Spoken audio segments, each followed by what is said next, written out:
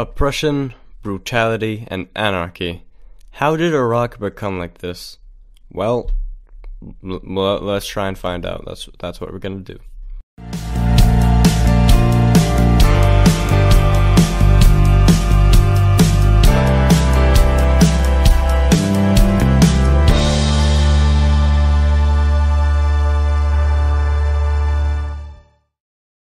Hello and welcome to Feature History featuring Saddam's Iraq. You see it on the news every week. Civil war in Iraq.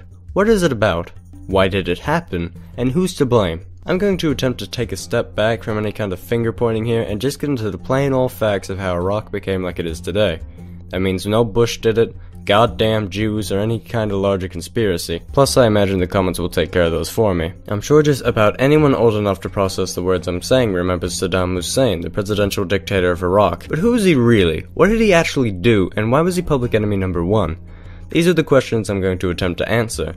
So strap in, buddy, it's gonna be a long one. I've gotten ahead of myself somewhat here, so let's take a step back. In fact, let's take a leap back all the way to 1918.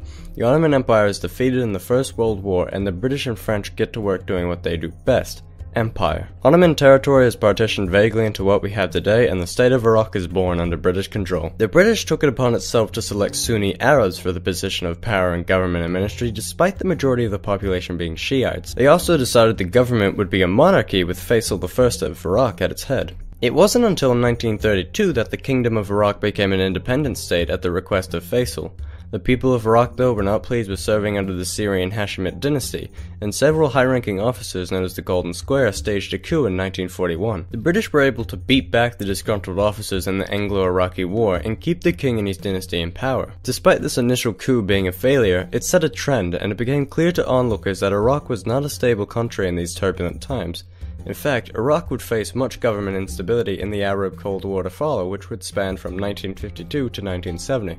Saddam Hussein Abd al-Mahid al-Tikriti was born in 1937 to a poor family near the town of Tikrit. He fell in line with the popular anti-British Arab nationalist sentiments and dropped out of secondary school to join the Ba'ath Party in Baghdad. The Ba'ath Party preached ideas of Arab unity and dismantling foreign imperialism within the region. When Saddam joined the party, they had been conspiring to assassinate the Iraqi Prime Minister Abd al-Karim Qasem, who had overthrown the monarchy in the 1958 July Revolution. Not to be confused with the 1830 July Revolution of the same name. The plan successfully failed horribly, and Saddam fled to Egypt in the most classic of ways, on a donkey in the desert.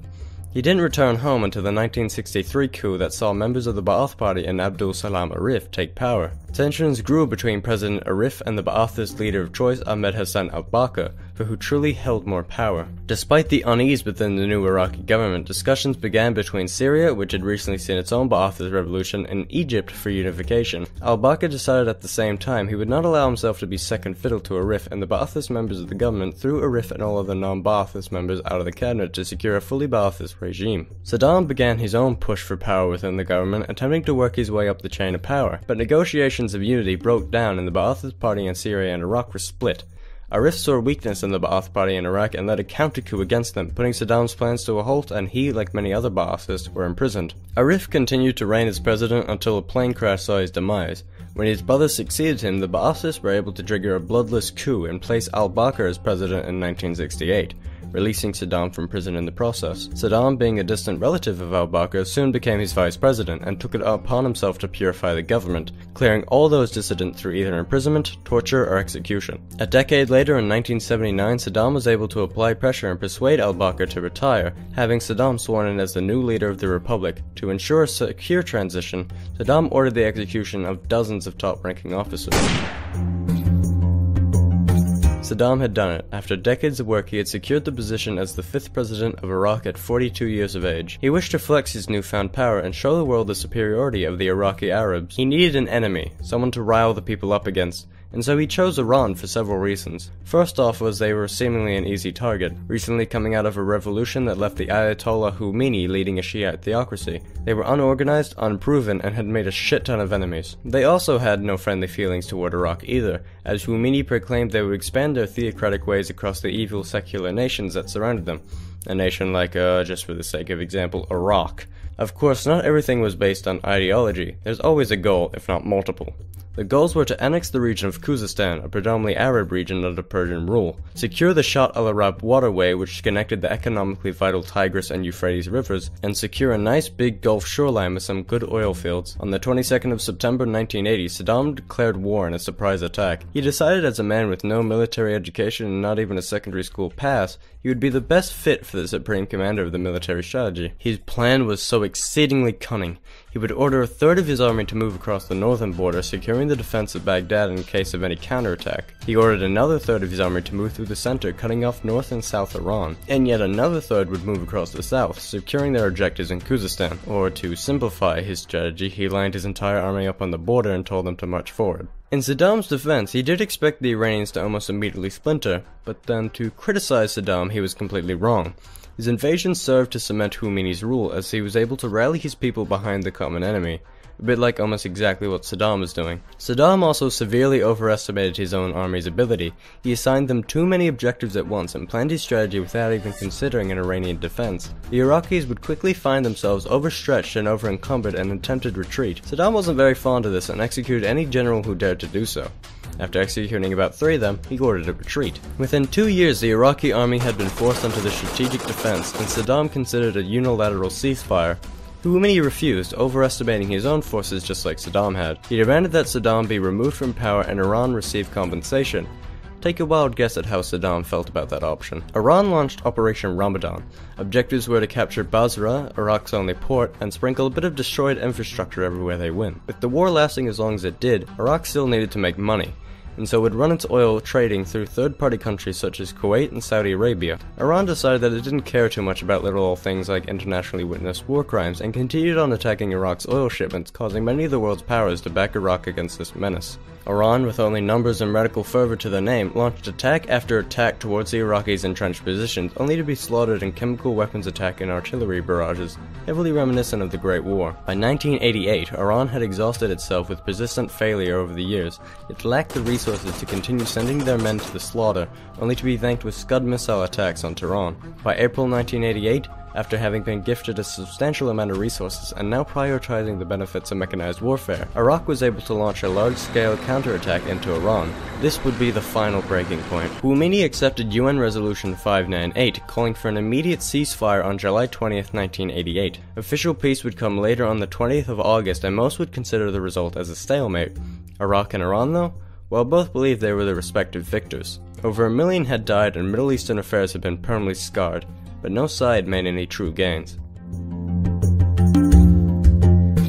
After the Iran-Iraq War, the country was devastated and heavily in debt. The oil infrastructure and economy needed rebuilding and rejuvenation. Kuwait made this almost impossible, constantly demanding that Iraq pay back their debts, while Kuwait itself drove them out of the market by constantly dropping oil prices and exceeding their quotas. On top of this, Kuwait had also struck a nerve in Saddam by not respecting Iraqi borders and drilling into the Rumelia oil field on the border. George Herbert Walker Bush, or for the sake of time, Bush Sr., intervened in the quarrel and judged that Kuwait should pay $10 billion. Yes, that's billion with a B, to Iraq in compensation. The Emir of Kuwait, Jaber III, only actually paid back 9 of the 10 billion, and Saddam was outraged. Now this might sound like a bit of an overreaction over just missing out of 1 of the 10 billion, but you have to keep in mind that he's being swindled out of $1 billion. I can't justify his followed response though, which was to declare war and invade Kuwait on August 2nd, 1990. He cited historical claims to the land, and within only 2 days had conquered the country. Jaber only narrowly escaped his palace and fled to Saudi Arabia, followed by hundreds of refugees. Kuwait was incapable of reconciling their forces and fighting back without foreign intervention, and so Jaber made sure the people's pleas were heard before the International Committee. The UN was quick to denounce Saddam and place sanctions on his country, but he was not deterred and announced that Kuwait was now the official 19th province of Iraq. Saddam also began to deploy troops to Iraq's borders with Saudi Arabia, which raised concerns for the close US ally. The US and other NATO nations began a military build-up in Saudi Arabia in an operation that was dubbed Operation Desert Shield. You'll notice they become big fans of the Operation Desert naming convention. It became clear to Saddam that a counterattack was inevitable, and he declared jihad against the West and its allies. Few actually answered the secular leader's call. He noted that Bush also began to use his time to rally a coalition of countries to fight against him. The coalition contained nations such as the UK, France, Australia, Saudi Arabia, and many, many more. Saddam attempted to garner his own allegiances, but only was able to acquire the pledge of a few other third world dictators, only Saddam of which would answer his war cry when the time came. Saddam, either arrogant or testing his luck, sent a list of demands to President Bush which called for an Israeli exodus from Palestinian lands, Iraqi access to the Persian Gulf, and even a beneficial trade deal with the US. Bush, after a long pause for thought, or to have a good laugh about such ridiculous demands, swiftly denied it. On November 29, 1990, the UN Security Council authorized the use of all necessary means of force against Iraq if Saddam refused to withdraw from Kuwait by the following 15th of January. That would almost sound ominous if it wasn't so bloody wordy. At the crack of dawn on January 17, 1991, a massive US-led air offensive hit Iraq's defenses. This bombing campaign, dubbed Operation Desert Storm, continued until mid-February. It was able to severely cripple Iraq's defenses, destroying much of its armor, artillery, and air force. Desert Storm would be followed by Operation Desert Saber, which was to bring the war to a close with the coalition's mass ground offensives that secured Kuwait and pushed the Iraqi forces back to Iraq. As the Iraqis retreated though, they employed a scorched earth strategy, destroying every oil well in their path. As US forces began to push into Iraq, Bush decided a ceasefire must be signed, which it was on the 20th of February, ending the Gulf War. Bush knew that occupying Iraq and removing Saddam's regime would pose serious threat to the stability of the region and would serve only to dissolve the state of Iraq into a region of warlords. I like to call this foreshadowing. Saddam agreed to the terms that in which would recognize Kuwait's sovereignty and Emir Jaber III's claim to that land. He would establish a no-fly zone in the northern region of Iraq, and he would strip the country of weapons of mass destruction, including any nuclear, biological, or chemical arms. After peace was made, the US attempted to encourage the Kurds and Shiites of Iraq to rise up and initiate an internal regime change, but they were swiftly stomped out by Saddam when the US failed to support them sufficiently. This indicated to the US that while Saddam's regional powers had been curbed, his internal reign of terror would continue with no end in sight.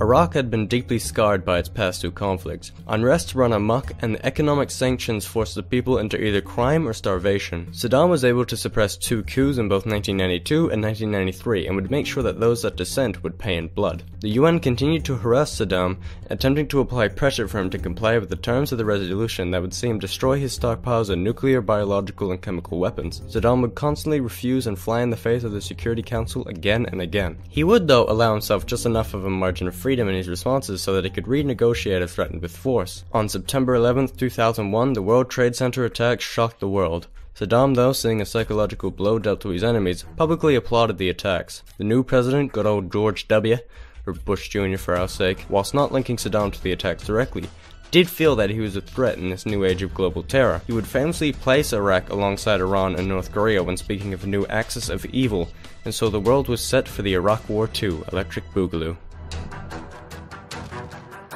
In November 2002, the UN passed Resolution 1441, which would charge Iraq of violating Security Council resolutions and warned that they would face serious consequences as a result of its continued violations of its obligations. Bush Jr. knew that Saddam would have to be forced out of power, and Bush wouldn't take the same caution his father had offered, whether that be for good or for ill. Bush crafted a new coalition which featured the US, UK, Australia, and Poland to undertake the so subtly named Operation Iraqi Freedom. The mission was set up to strip Saddam of his power and his alleged weapons of mass destruction. You might want to ask how they knew if they even had them.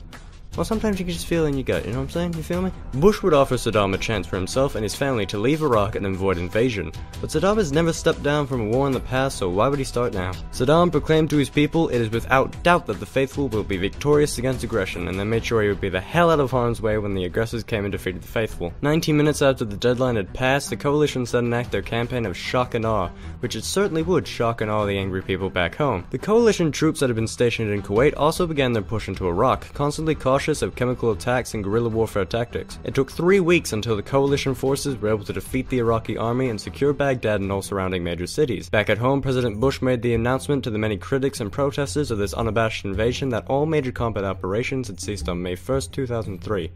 Mission accomplished. Right?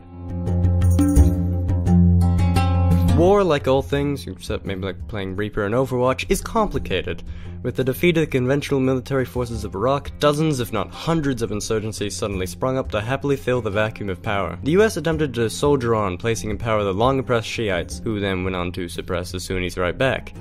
The only applicable reaction at this point would have been, oh dear. Saddam was discovered in his hometown of Tikrit on the 13th of December 2003. He faced trial under the new government over the next few years and was found guilty on accusations of crimes against humanity. His fate, just like that of a medieval criminal, was to be hanged. Saddam Hussein died on the 30th of December 2006. Ba'athist Iraq had crumbled under the boot of the Western powers, and left in its place was nothing. The US attempted to safeguard what they hoped would become a gem of democracy in the heart of the Middle East over the next 8 years, until everybody was fed up and the US took its ball and went home in 2011. Iraq has been locked in this cycle of vicious dictators and vicious anarchy since its abrupt birth in 1918, the many coups only serving to change the names and beliefs of their malevolent leaders. Saddam, for all the hate he so rightly gets, don't get me wrong, was the devil we had grown to know, and with his deposal we had only been offered a chance to get to know a new one vis-a-vis ISIS. Now excuse me while I take a step onto my soapbox and go a little off script here.